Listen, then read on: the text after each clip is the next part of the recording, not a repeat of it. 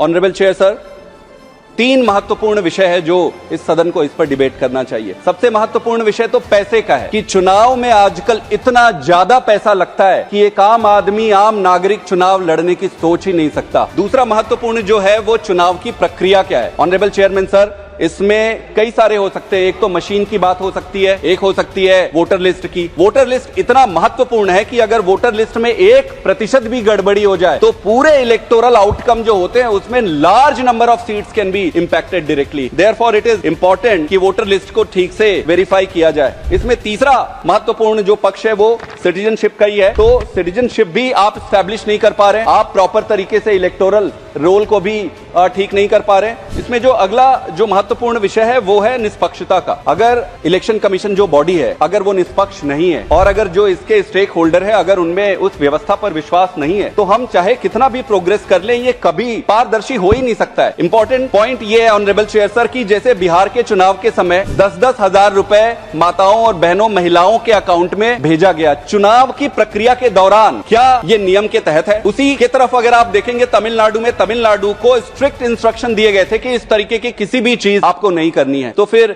2 तरीके के ये कैसे प्रैक्टिकली पॉसिबल है?